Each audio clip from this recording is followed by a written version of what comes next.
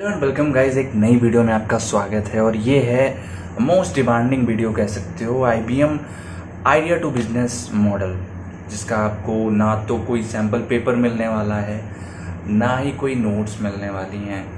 Internet पे मिल जाएंगी, मगर एज़ यूजुअल मैंने यूट्यूब पे चेक किया तो कुछ भी नहीं है, ना ही इम्पोर्टेंट टॉपिक्स हैं। ये पहली बार पेपर होने जा रहा है तो थोड़ा सा ट्रिकी होगा, इसलिए हम यूनिट 1 पूरी देखेंगे, अच्छे से समझेंगे, जानेंगे, और ये डेफिनेटली अच्छा होगा पेपर आपका। ठीक है, तो चलिए आज हम यूनिट 1 देखने वाले हैं, जिसका नाम है इंट्रोडक्शन।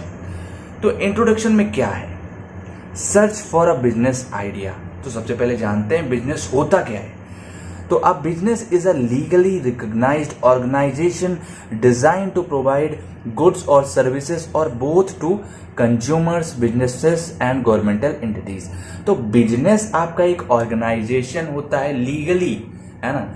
अब आप देखो, इलीगली भी तो होते हैं, बहुत सारे बिजनेसेस होते हैं इलीगल, मगर एक सही बिजनेस वही होता है जो एक लीगल होता है। ठीक है, तो लीगली रिकॉग्नाइज्ड ऑर्गेनाइजेशन, ये एक लीगली रिकॉग्नाइज्ड ऑर्गेनाइजेशन होती है जो कि डिजाइन की जाती है किस लिए?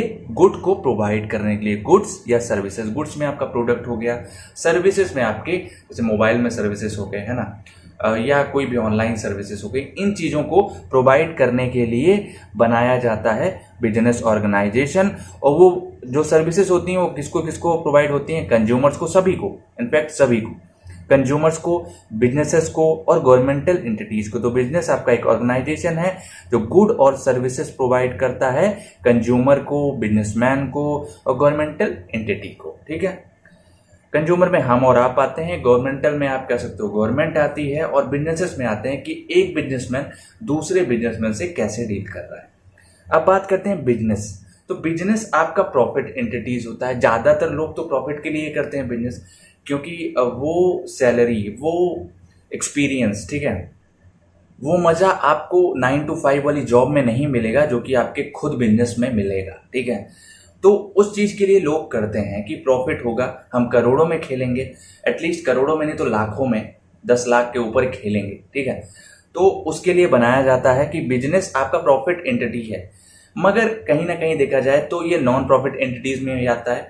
कुछ लोग बिजनेस नॉन प्रॉफिट के लिए करते हैं, बट मेरा मानना है नॉन प्रॉफिट एंटिटीज ज्यादातर आपकी चैरिटी में चली जाती हैं। ठीक है, NGO हो गए, वहां पे नॉन प्रॉफिट एंटिटीज आती हैं। ठीक है, मगर फिर भी एक मैं आपको एग्जांपल देता हूँ। आपने यूट्यूब के बारे में सुन रखा है, यूट्यूब से बहुत ज़्यादा अर्निंग की जा सकती है। और अगर आपके सब्सक्राइबर्स मिलियंस में हो, 22 मिलियन में या 20 मिलियन के ऊपर हो, तब तो आप समझ लो एक महीने में मिनिमम, मैं बोल रहा हूँ, 5 से 10 करोड़ कमा सकते हो मिनिमम, अगर 20 मिलियन सब्सक्राइबर हैं आपके। मैं आपको एक ऐसा एग्जाम्पल देता हूँ, संदीप माहेश्वरी का आपने नाम सुना है, उनके 22 मिलियन के ऊपर सब्सक्राइबर्स हैं, और अगर वो चाहें तो आराम से 10 करोड़ रुपए पर मंथ यूट्यूब से बना सकते हैं, ओनली यूट्यूब से। बट वो नहीं बनाते, उनकी कोई भी वीडियो मोनेटाइज नहीं है, वो कोई भी स्पॉन्सरशिप नहीं करते हैं, तो वो एक नॉन प्रॉफिट एंटिटीज में आ जाते हैं। ठीक है, अब बात करते हैं हम मेथड्स ऑफ सर्चिंग आइडियाज। तो उससे पहले हम बात कर लेते हैं साउंड बिजनेस आइडिया की। तो साउंड बिजनेस आइडिया क्या होता है? Economic opportunity which is with in the reach of entrepreneur and which will provide him with desirable value. तो एक बिजनेस आइडिया क्या होती है? एक साउंड बिजनेस आइडिया, एक अच्छी बिजनेस आइडिया क्या होती है? जो कि इकोनॉमिक अपॉर्चुनिटी दे किसको? एंटरप्रेन्योर को। एंटरप्रेन्योर जैसे कि जो लोग बिजनेस में एंटर करते हैं, बिजनेस को अच्छे से पढ़ते हैं, जो कह सकते हो जो MBA वाले होते हैं खास तौर से, ठीक है, वो अगर कोई बिजनेस रन करना चाहते हैं तो एंटरप्रेन्योर कहलाते हैं। And which will provide him with a desirable value, तो वो जो उनको एक अच्छा अमाउंट दे, है ना, अच्छा प्रॉफिट दे, अच्छी ग्रोथ दे, वही एक साउंड बिजनेस आइडिया होता है। तो इस साउंड बिजनेस आइडिया को आप ढूंढोगे कैसे? तो मेथड्स ऑफ सर्चिंग आइडियाज देखो, अनएंटिसिपेटेड मीन्स, मतलब आप ऐसे बैठे हो, सोए हुए हो, अचानक से आपको कोई ख्याल आता है कि ये काम किया जाए, और आप करते हो और वो बिजनेस आइडिया बन जाता है। लाइक देखिए, आप वर्क करने जाते हो, डेली सुबह शाम जाते हो, ठीक है, वहां से आपने कुछ देखा कि यार ये ऐसे हो सकता है और ऐसा किया जा सकता है, तो वो अनप्रिडिक्टेड था। ठीक है, फिर हॉबीज, आपकी हॉबीज जैसे आपकी हॉबी है, मान लो आप बहुत ही अजीब इंसान हो, आप सबको मुक्के मारते रहते हो, ठीक है, जहां कोई मिला आप हाथ मिलाने की जगह पे उसे 2 मुक्के मार देते हो, तो ये आपकी हॉबी हो गई। अब यहां से आप निकल के चले जाओ किसी गेम में, ठीक है, आप कुछ क्रिएट कर दो कि ये जो मुक्के मारने वाला गेम होता है या कुछ भी उससे रिलेटेड क्रिएट कर दो। वैसे बहुत ही अनरियलिस्टिक और बहुत ही अजीब सा एग्जाम्पल है, सॉरी फॉर इट। चलिए अब बात करते हैं एक्विंटेंसेस की। तो अचानक से समझ लो कि सिचुएशंस पे आप कहीं जाते हो, कुछ देखते हो और वहां से आप समझ लो कि फील करके कोई चीज बनाते हो, ठीक है, तो वो हो गया। और चांस इवेंट तो अचानक से, है ना, प्रोबेबिलिटी, आप करना कुछ चाहते थे, हो कुछ गया जो कि बहुत बड़ा हो गया, वही आपका चांस इवेंट में आता है। फिर बात करें सेकंड, तो डेलिबरेट सर्च। डेलिबरेट सर्च का मतलब कि हाँ आप कॉन्शियस हो उस चीज को लेके, आप बिजनेस करोगे उसमें, तो इसलिए आप उसमें क्या करते हो, पहला यूजिंग सर्च क्वेश्चन। तो आप सर्च क्वेश्चन के बारे में बात करें, जैसे आप मान लो जाते हो अमेजॉन या फ्लिपकार्ट पे, वहां पे कहते हो कि बढ़िया सा कपड़ा दिखाओ, तो बढ़िया सा कपड़ा आता है, आप उसको परचेज करते हो, ठीक है, परचेज करने के बाद पहनते हो 4-5 दिन, उसके बाद वापस कर देते हो। वो 4-5 दिन आप शादी के लिए मंगाए थे, ठीक है, उस कपड़े को आपने 4-5 दिन पहना शादी में, उसके बाद उसे धुला, पैक करके वापस कर दिया, है ना। तो वहां पे देखोगे तो नीचे क्वेश्चंस पूछे रहते हैं, क्या इसके साथ ये फ्री है, क्या इसको 4 दिन बाद वापस कर सकते हैं, तो वही सारे क्वेश्चंस, ठीक है। फिर आइडिया प्रॉम्प्टिंग। तो आइडिया प्रॉम्प्टिंग की बात करें तो देखो, समवन एल्स आइडिया, तो मान लो प्रफुल्ल और कोई और बात कर रहे थे, ठीक है, नहीं प्रफुल्ल नहीं, मान लेते हैं कि 2 लोग बात कर रहे थे, यार मैं ना सोच रहा हूँ बीटेक करने के बाद चाय की दुकान खोलूंगा। हाँ यार मैं भी सोच रहा हूँ मैं भी चाय की दुकान खोलूंगा। नहीं नहीं तुम चाय की दुकान खोल, मैं तेरे बगल समोसे और पकोड़े की दुकान खोलूंगा, क्योंकि यार मैंने सुना है प्रफुल्ल बिल्लौर जो कि एमबीए चाय वाला है, वो एमबीए करके अगर चाय बेच सकता है तो हम बीटेक करके चाय क्यों नहीं बेच सकते। तो मतलब आप वहां पे 2 लोग बात कर रहे थे, आपने सुन लिया, कहा अच्छा तुम चाय की दुकान खोलोगे, हम भी चाय की दुकान खोलेंगे, ठीक है। तो ये सारी चीजें आप भी वहां से उठ के चाय की दुकान खोल लिए, तो वही चीज है कि समवन एल्स आइडिया। 2 लोग बात कर रहे थे, आप सुने और आपने उनका आइडिया चुरा लिया, ठीक है। सेकंड है कस्टमर रिक्वेस्ट। कस्टमर रिक्वेस्ट आप देख लो, जैसे आप मुझसे कहते हो कि प्लीज सर ये वाली वीडियो बनाओ, ये वाली बनाओ, ये वाली, तो मैं आपको प्रोवाइड करता हूं। तो जो मैं देखता हूं कि कस्टमर रिक्वेस्ट है, जो यूजर की रिक्वेस्ट है, वो मैं प्रोवाइड करता हूं, ठीक है। थर्ड है सम अदर इवेंट। तो कोई और इवेंट, जैसे कि कह सकते हो सेंटिमेंटल हो, जैसे आप इसकी बात करें अगर जैसे सम अदर इवेंट की, तो एक सिंपल से एग्जांपल देता हूं आपको। ओला के फाउंडर का नाम जानते हो आप, भाविश अग्रवाल। तो भाविश अग्रवाल के साथ क्या हुआ था कि वो रात को देर से वापस आ रहे थे, तो एक ऑटो वाला जा रहा था, उससे बोले कि भैया हमको हमारे घर तक छोड़ दो। तो उसने कहा ठीक है, मगर बुकिंग पे जाएंगे। उसने कहा ठीक है बुक कर लीजिए आप। तो बुकिंग पे गया, मगर देखा कि ट्रैफिक ज्यादा था बीच में, तो वो रास्ता बदल के ले गया और 250 की जगह पे उसने 450 रुपए मांग लिए। अब भाविश अग्रवाल ने पैसा तो दे दिया उसे, मगर बोले बेटा छोड़ेंगे नहीं तुम्हें। और फिर भाविश अग्रवाल ने ओला कंपनी बनाई और उसमें आज सारे ऑटो वाले आते हैं और देखते हो आपकी कितना कूपन ओपन लगा के डिस्काउंट मिल जाता है। तो ओला कमा रही है, ऐसा कुछ नहीं है। और फिर कुछ ऐसे ही स्टार्ट होता है एक बिजनेस, ठीक है। तो how to choose an idea, एक आइडिया को कैसे चूज करें, कैसे सेलेक्ट करें कोई भी आइडिया को। तो focus on your skills, experience and passion. आपको अपने स्किल, आप जिस चीज में अच्छे हो, एक्सपीरियंस, आप जहां पे एक्सपीरियंस किए हो, और पैशन, इन तीनों चीजों से अगर आप फोकस करके एक बिजनेस को करोगे तो डेफिनेटली चांसेस बहुत हैं आपकी सक्सेस की, ठीक है। Go with what you already know. मतलब जैसे मैंने सुन रखा है कि जो फूडी बाबा है ना, आई थिंक नाम था, जोमेटो का पहले फूडी बाबा था। तो ये जो जोमेटो के फाउंडर थे, वो कहीं और पे जा करके किसी कंपनी में काम किए। कंपनी में काम करने के बाद हर एक चीज को जान गए कि ये चीज ऐसे होती है, और वहां से आने के बाद अपनी कंपनी खड़ी कर दी, जिसका सक्सेस बहुत बड़ा है। जोमेटो के बारे में आप अच्छे से जानते हो, ठीक है। Skills and experiences can increase your chances of success. तो स्किल्स और एक्सपीरियंस आपके सक्सेस के चांसेस को बहुत ज्यादा इंक्रीज कर सकती हैं। Follow your passion while selecting idea for business. तो कहते हैं कि अगर जो आपका पैशन है, अगर अपने पैशन को आप एम बनाओगे तो डेफिनेटली सक्सेस के चांसेस बहुत ज्यादा है ना। तो जो आपको, आपकी हॉबी है, जो आपको पसंद है, उसे आप बिजनेस में ऐड करोगे तो आपको भी मजा आएगा, ठीक है। फिर सेकंड है इवेल्युएट बिजनेस लाइफस्टाइल फिट। तो इसका मतलब यही है कि अगर आप फैमिली प्रेमी व्यक्ति हो, मतलब कि आप घर में रहना चाहते हो मम्मी पापा के साथ और उस तरीके से आप काम करना चाहते हो बिजनेस में, तो आपको उसके लिए क्या करना है, balancing work and family life important to you. अगर ये दोनों चीजें आपके लिए इंपॉर्टेंट हैं, avoid more time taking businesses. तो ऐसे बिजनेसेस मत करो जिसमें ज्यादा टाइम लगते हैं, है ना। If you hate being stuck in an office, look businesses that can operated remotely. मतलब रिमोटली का मतलब है कि आप अगर ऑफिस में आपको बैठना पसंद नहीं है तो आप ऐसे बिजनेस करो कि आप घर में बैठे हो, अपनी फैमिली के साथ, अपने बच्चों के साथ खेल रहे हो और आपका बिजनेस रन कर रहा है, ठीक है, कि आप उसे घर से भी कंट्रोल कर सकते हो। इसका यही कहने का मतलब है। अब बात करें अगले क्वेश्चन की, जो कि है सिलेक्शन ऑफ प्रोडक्ट, है ना।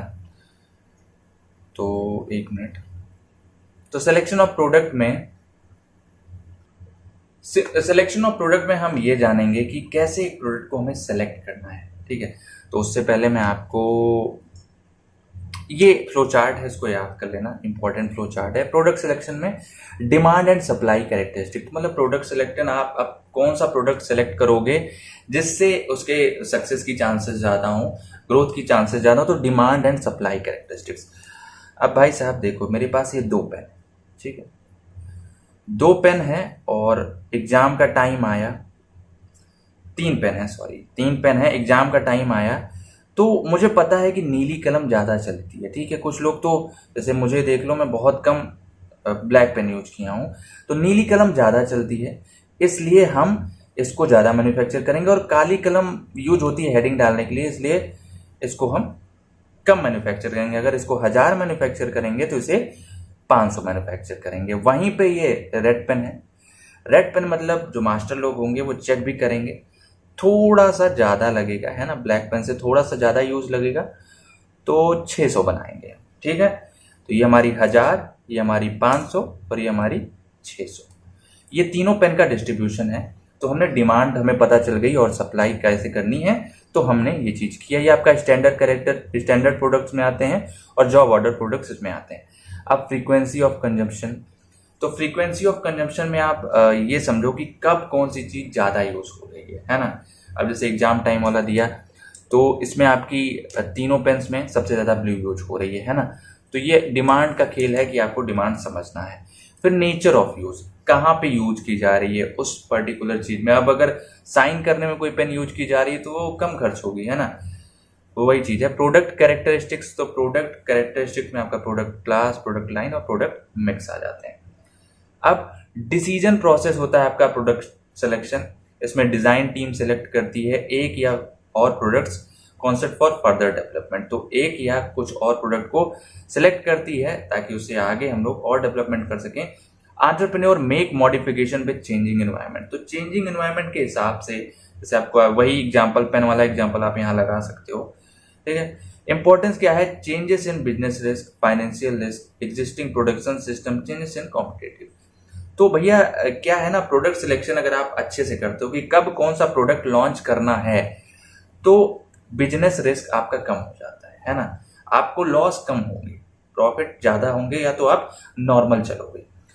फिर डिजाइन ये हो गया है, और दूसरा है फाइनेंशियल रिस्क, तो फाइनेंशियल रिस्क भी आपकी बहुत कम हो रहेगी। थर्ड है एग्जिस्टिंग प्रोडक्शन सिस्टम, तो एग्जिस्टिंग प्रोडक्शन सिस्टम जो है आपका वो भी नॉर्मल रन करेगा। और लास्ट है चेंजेस इन कॉम्पिटेटिव एक्सेट्रा, तो चेंजेस इन कॉम्पिटेटिव का मतलब है कि कंपटीशन आप देखोगे, उस बेसिस पे अगर आप काम करोगे तो सक्सेस के चांसेस ज्यादा है। अब 4 पॉइंट और हैं इसमें important. At individual level simple and affordable to develop, तो आप उन्हीं चीजों को सिलेक्ट करो जो सिंपल हो और आप आसानी से उनको डेवलप कर सको। Affordable to scale to manufacturing, मतलब आप उनको जो प्रोडक्शन है उनका बहुत ज्यादा स्केल कर सको, बहुत ज्यादा बढ़ा सको। जब टाइम आए तो आप उसको बहुत ज्यादा बढ़ा सको उसकी प्रोडक्शन को।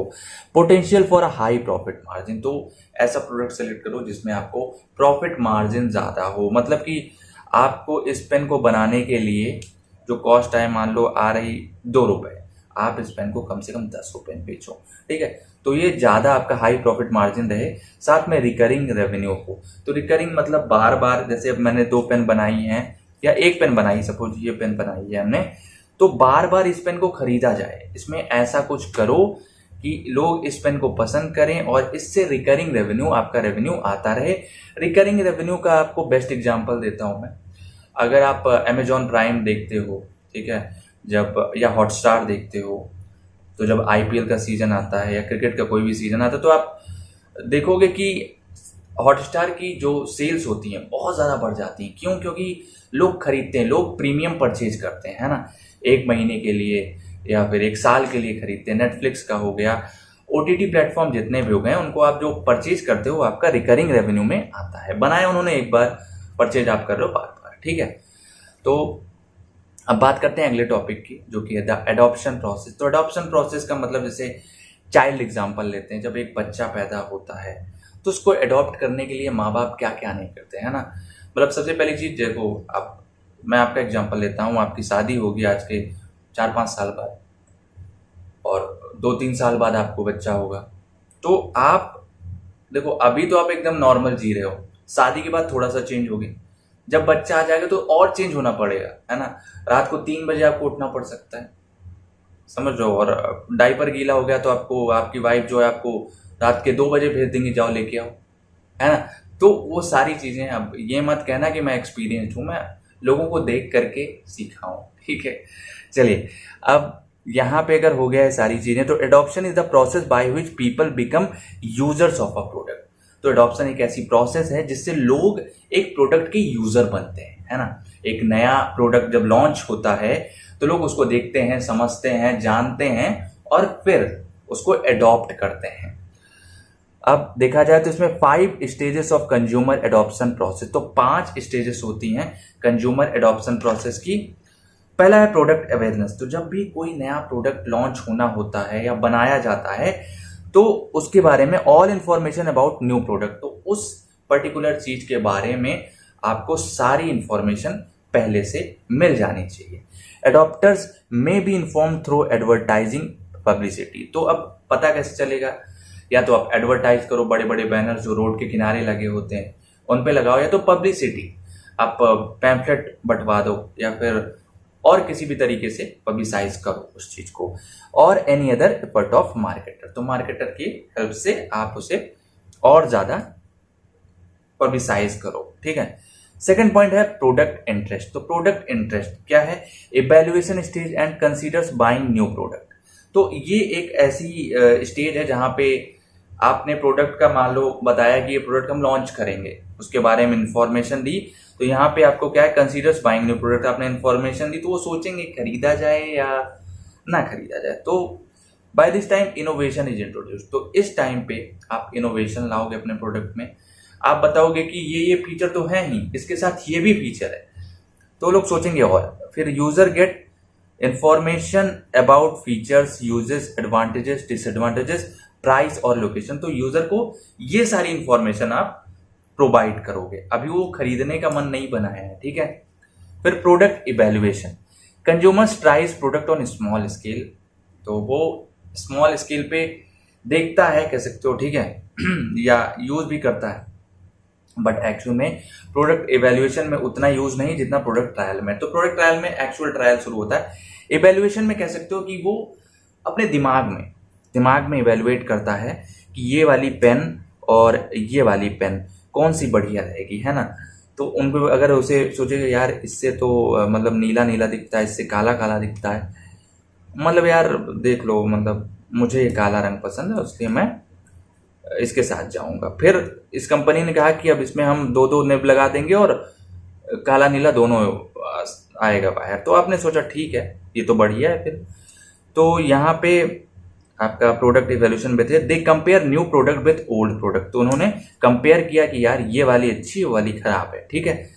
फिर if product satisfy certain criteria they thinks of trying it. मतलब अगर देखो, अब इससे इनका क्राइटेरिया ठीक हो गया, अब मान लो उनको प्रॉब्लम होती है यार ऐसे लिखेंगे फिर इस पेन को ऐसे टेढ़ा करना पड़ेगा, तो वहां पे वो उसको डिस्कार्ड कर देंगे, वो बताएंगे कि हमें नहीं पसंद आया। तो फिर आपको थोड़ा सा और उसे अलग से अजीब सा बनाना पड़ेगा, है ना। तो if product satisfy certain criteria, अगर उनकी नीड को, उनके क्राइटेरिया को सेटिस्फाई करती है तो उसको ट्राई करने का सोचते हैं। अब चौथी स्टेज आती है प्रोडक्ट ट्रायल की। तो प्रोडक्ट ट्रायल क्या है?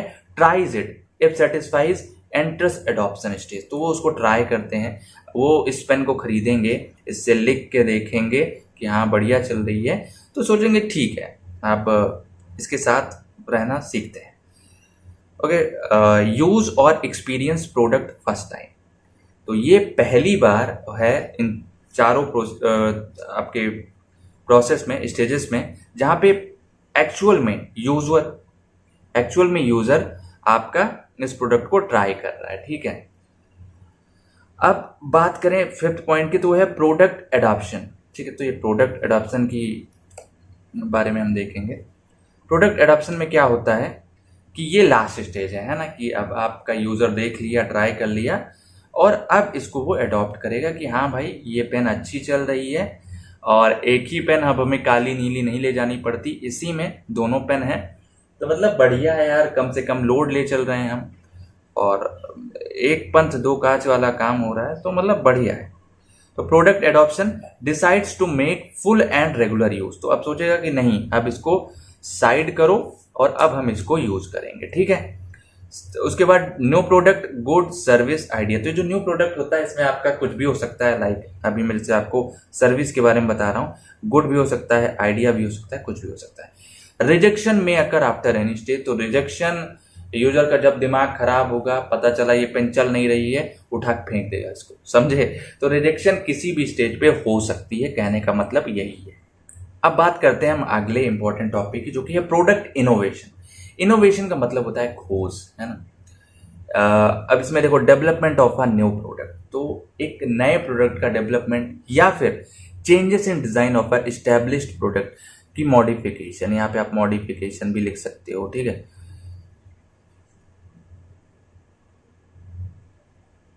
इंपॉर्टेंस की बात करें तो गुड फॉर मोर प्रॉफिट। अब देखो क्या होता है, अब सिंपल सा, एक मिनट,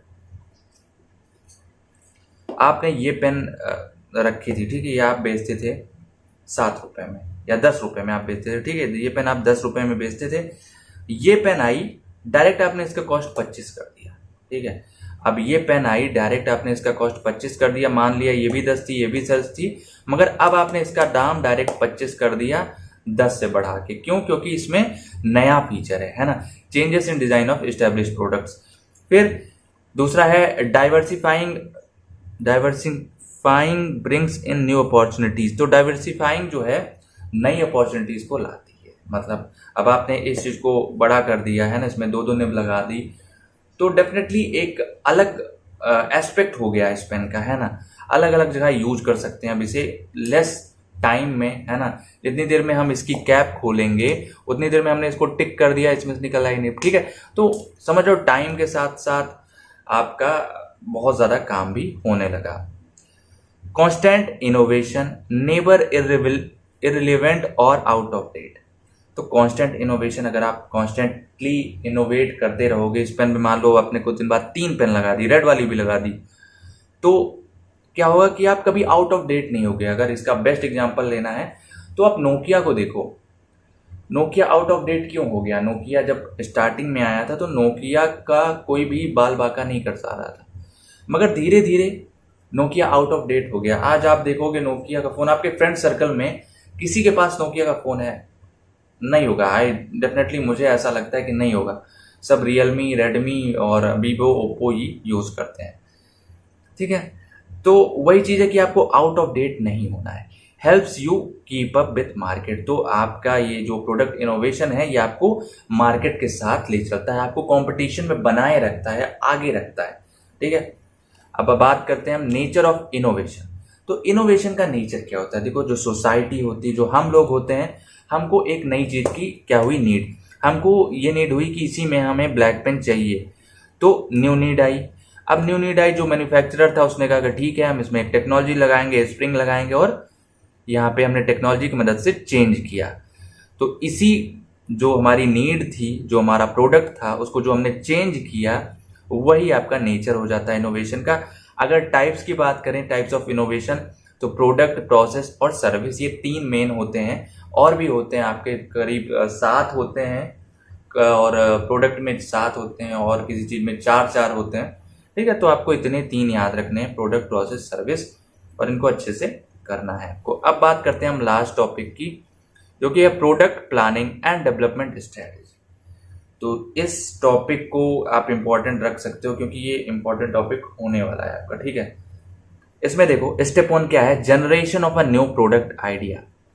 तो सबसे पहले आपके दिमाग में एक नया प्रोडक्ट आइडिया आना चाहिए। अब वो आइडिया कहाँ से आ सकता है? Ideas may come from internal sources like R&D department. तो R&D होता है research and development department, managers, sales force, personals etcetera. तो ये सारे लोग बता सकते हैं कि ये चीज भाई बनाओ। चलिए इसको हम एक एग्जाम्पल के साथ समझते हैं, जो हमारा वही घिसा पिटा एग्जाम्पल था, तो उसी के साथ समझते हैं कि ये हमारी पेन थी। ठीक है, इस पेन में एक हमने नया प्रोडक्ट आइडिया सोचा कि इसमें एक निब लगाएंगे, मॉडिफिकेशन कर रहे हैं या नया प्रोडक्ट आइडिया, पूरी पेन ही हम नहीं कर दे रहे हैं, है ना। तो ये हमको बताया हमारे ही अंदर के एक आदमी ने, हमारे सेल्स फोर्स के डिपार्टमेंट का वो आदमी था, उसने बताया कि भैया ये काम कर दो, हमारी दूसरी वाली पेन चोरी हो जाती है बार बार। तो हमने कहा ठीक है। और फिर फ्रॉम एक्सटर्नल सोर्सेज, तो ये आपके आइडिया जो है वो इंटरनल से भी आ सकते हैं, साथ ही साथ एक्सटर्नल से भी आ सकते हैं। ठीक है, एक्सटर्नल सोर्सेज में आपके कस्टमर, जैसे कि अब आप यूज कर रहे हैं तो उसने मान लो कस्टमर ने बताया कि हमको दोनों पेन एक साथ इसी में चाहिए। या फिर कॉम्पिटिटर, आपने देखा कॉम्पिटिटर, जैसे मोबाइल फोन्स में आप देखोगे रियलमी और रेडमी आपस में लड़ते रहते हैं, एक जैसा फीचर का फोन देंगे, है ना, तो हमेशा कॉम्पिटिशन में बने रहते हैं। और साइंटिस्ट, तो साइंटिस्ट लोग भी बताते हैं कि इस टाइम पे इस चीज की डिमांड होगी, इस टाइम पे इस चीज को आप मॉडिफिकेशन करो, नया लाओ। और इंटेंशन क्या रहता है, more new and better product idea for profit. तो प्रॉफिट, सिंपल बिजनेस का काम ही क्या है, प्रॉफिट चाहिए हमको, साथ ही साथ लोगों में थोड़ा सा कंफर्ट रहे, वो जो चाहते हैं वो भी उनको मिल सके। ठीक है, अब अगले की बात करें तो वो है स्क्रीनिंग ऑफ आइडियाज। अब जैसे अगर आपके दिमाग में कोई आइडिया आया, ठीक है, तो अब जैसे आपने सोचा या किसी ने बताया कि इसमें जो है आपको एक और निब लानी चाहिए, तो आपने सोचा अभी, ठीक है, अब स्क्रीनिंग ऑफ आइडियाज हो रही, a close and detail examination of ideas. तो आप सोच रहे हो क्या ये फायदा करेगा, क्या मेरी पेन अंबानी खरीदेगा, क्या मेरी पेन अमिताभ बच्चन खरीदेंगे, तब ऐसे सोच रहे हो आप। ठीक है, ये मोस्ट इंपॉर्टेंट स्टेज होती है आपके generation of new product idea से भी ज्यादा इंपॉर्टेंट क्या होता है, screening of ideas. Proper screening of product because it can cost in term of time, money and effort. अब सपोज करो आपने पेन तो बना दी, पेन का कॉस्ट बहुत कम होता है, हम कोई बड़ा एग्जांपल लेते हैं, मान लिया आपने एक फोन बना दिया, ठीक है, फोन में आपने रैम रख दी 8 GB और रोम रख दी 256 GB। अब क्या हुआ, आपने ये दोनों फैक्टर पे बहुत ज्यादा काम किया, मगर आपने कैमरा फ्रंट वाला 5 रख दिया या 10 रख दिया और बैक में आपने 48 दे दिया भाई। अब क्या हुआ, जितनी भी पापा की परियां थी वो गुस्सा हो गई, वो बोल रही कि हमारे में स्नैपचैट चल ही नहीं रहा, और चल रहा इतना गंदा वाला फोटो आ रहा, तो अब हमको नहीं चलेगा, और वो आपका प्रोडक्ट जो है कहीं ना कहीं डिस्कार्ड हो गया, है ना। तो आपका टाइम बर्बाद हुआ, उसके साथ साथ मनी भी बर्बाद हुआ और एफर्ट भी बर्बाद हुआ। तो बेसिकली ये स्क्रीनिंग है, यहाँ पे आपको बहुत अच्छे से ध्यान रखना है कि कब किस चीज को, जैसे फोन है हमारा, तो फोन को अच्छे से हमें बनाना, सोचो दिमाग में, अभी बनाना नहीं है, अभी ये आइडिया की स्क्रीनिंग चल रही है। स्क्रीनिंग का मतलब आइडिया में ही छटाई चल रही है। ठीक है, तो एक मिनट,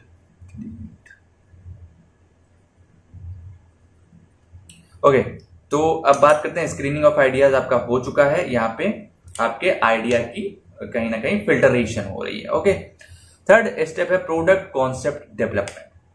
प्रोडक्ट कॉन्सेप्ट डेवलपमेंट, अब आपको कॉन्सेप्ट बनाना है प्रोडक्ट का। Those product who clear screening comes here. तो जो भी प्रोडक्ट स्क्रीनिंग ऑफ आइडिया को क्लियर करते हैं वो यहाँ पे आते हैं।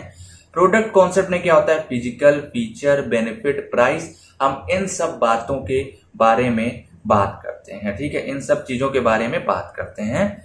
फिर प्रोडक्ट आइडिया क्या है, प्रोडक्ट है, जो कि concept that market will accept. तो प्रोडक्ट आइडिया एक प्रोडक्ट का कॉन्सेप्ट है जो कि मार्केट एक्सेप्ट करेगी, है ना। अगर हम इस पेन को मॉडिफिकेट करेंगे तो क्या इस चीज को मार्केट एक्सेप्ट करेगी, या फिर 4-5 जो टेक लवर हैं बस उन्हीं को ये पेन पसंद आने वाली है। तो ये सारी चीजें हम कंसीडर करते हैं। अब हम स्टेप 4 पे आते हैं। तो कॉमर्शियल फिजिबिलिटी।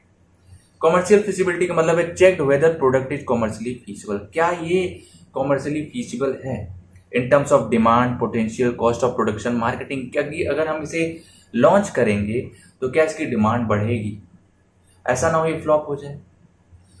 साथ ही कॉस्ट ऑफ प्रोडक्शन कितनी लगेगी, मार्केटिंग क्या होगा, क्या उतना पैसा हम लगा सकते हैं।